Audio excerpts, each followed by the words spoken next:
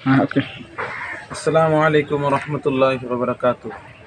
দেশ ও দেশের বাইরে যারা আছেন সকলকে অনেক অনেক শুভেচ্ছা ও মোবারকবাদ এবং ধন্যবাদ জানাচ্ছি যারা আন্দোলনরত আছেন, আন্দোলনে এখনো যারা কাজকর্ম করে যাচ্ছেন এবং কর্মসূচি দিয়ে যাচ্ছেন তাদেরকে অনেক অনেক ধন্যবাদ।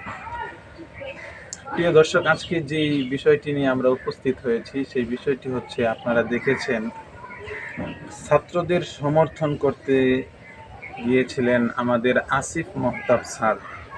এই আসিফ মহতাব স্যার সহ আরও কয়েকজন বিশ্ববিদ্যালয়ের শিক্ষক যারা ছিলেন তাদেরকে গ্রেফতার করেছে।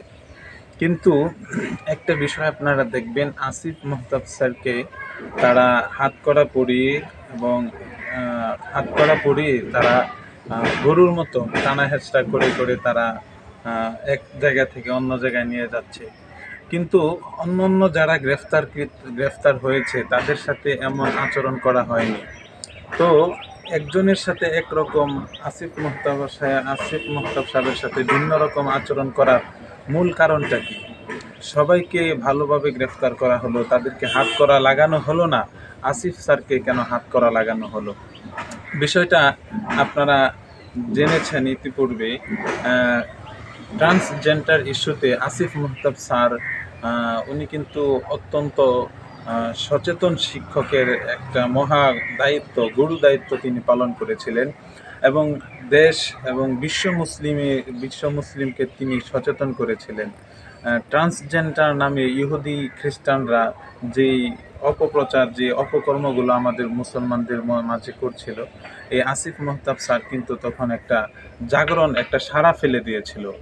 সম্ভবত সেই ইস্যুতে বা ব্রাকের সাথে যে সমস্ত এনজিওরা জড়িত আছে, এদের কান পড়া দিয়ে বা এদের সলা পরামর্শ নিয়ে সরকার আসিফ মহতাব স্যারকে গ্রেফতার করছে এবং তাকে নির্মমভাবে নির্যাতন করা হচ্ছে। তো আন্দোলনরত এখনও যারা আছেন সকলকে আমি বলবো, আপনারা আসিফ মহতাব স্যারকে মুক্ত করার কর্মসূচি দিবেন এবং সরকার এবং প্রশাসনকে আমি বলবো অতি শীঘ্রই আপনারা আসিফ স্যারকে কারামুক্ত করেন এবং সম্মানের সাথে তাকে তার স্থানে স্থানান্তরিত করেন।